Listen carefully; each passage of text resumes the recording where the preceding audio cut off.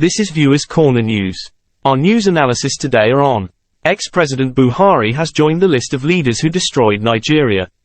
He was a very bad leader. If the election tribunal of Nigeria is sincere in their judgment, there is no way they cannot sack President Bola Tinubu and Vice President Shettima. Chartering Ethiopian aircraft by Nigeria's Aviation Ministry and painting it as Nigeria Air is a fraudulent practice and should be condemned completely. The former central bank governor of Nigeria, Mr. Godwin Emefiele, may not have acted alone in his fraudulent agenda. Stay with us.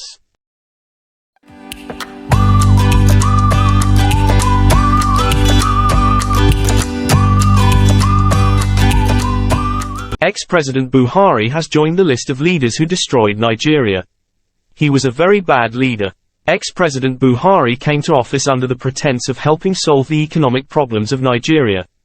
But in the end, he turned out to be the worst leader Nigeria has ever had since independence.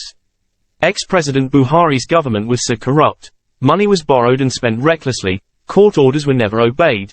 Kidnappings and killings of Nigerians were so huge under Buhari's leadership, which is so sad. We are hoping that when a government of the people is installed, all the atrocities committed by ex-President Buhari and those that worked in his government will be investigated, and if they are found guilty, they should go to jail. This is the only way a corrupt-free nation can be built. A situation where those corrupt people in high places would be sent to jail without any option of fine, so that others coming to take up leadership positions in Nigeria would learn not to steal the resources of the country but to do the job that brought him to office as leaders. If the election tribunal of Nigeria is sincere in their judgment, there is no way they cannot sack President Bola Tinubu and Vice President Shettima. Like we said in our previous videos, Alhaji Bola Tinubu, who is now the president of Nigeria, has lots of unanswered questions, beginning with the schools he attended, his real age, the drug issues for which he was convicted in the United States of America, and many more. All these put together, including the fraudulent presidential election that he claimed to have won, are more than enough to disqualify him. So the Viewers Corner News team urges the Election Tribunal of Nigeria to save the integrity of the judiciary by doing what is right for the country. Their judgment should be based on facts, which should also be the truth.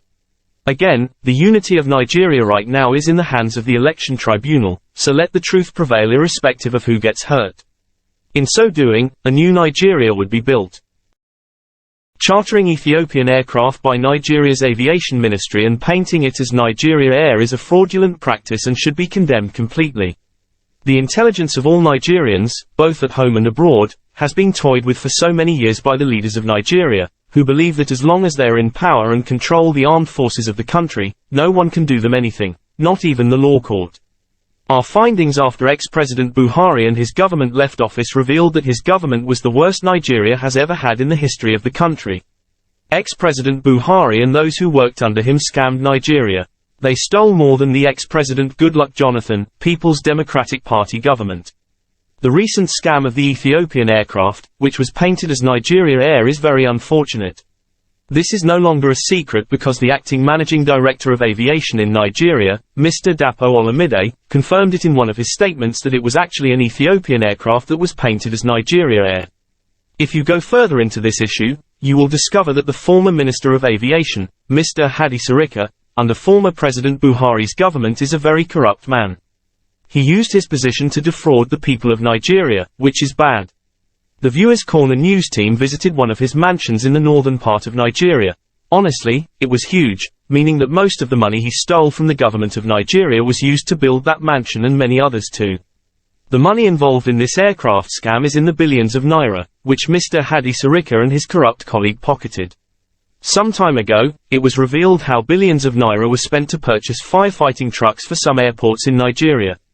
When the Viewers Corner News team went further, we discovered that these firefighting trucks cost only a few millions of naira.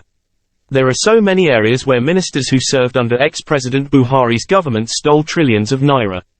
In Nigeria today, the approved 30,000 naira minimum wage is a problem for some state governors to pay, not because the money is not there, but because they intentionally do not want to pay it so that they can have enough to steal while the poor masses of Nigeria who elected them to power live in abject poverty. We are saying here that everything that has a beginning must have an end, meaning that in the near future, a government of the people shall be elected to run the affairs of Nigeria, and when such a government is installed, those who looted the treasury of the country believing that they had escaped justice shall be called upon to give an account of their stewardship when they were serving their father's land.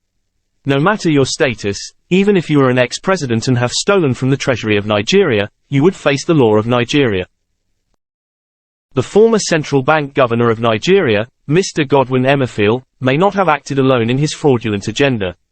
Information reaching Viewers Corner News from our correspondent in Abuja revealed that the former central bank governor, Mr. Godwin Emefiele, was arrested while trying to leave Nigeria. The former central bank governor, Mr. Godwin Emefiele, is allegedly in the custody of the DSS. We believe that he might not have carried out these fraudulent practices alone. So he should not hide the names of those who joined him to put the lives of all Nigerians in abject poverty.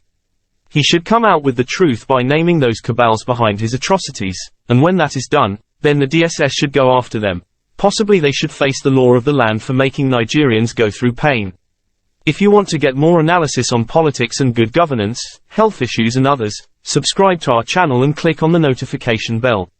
Thanks for watching. This is Viewers Corner News Channel.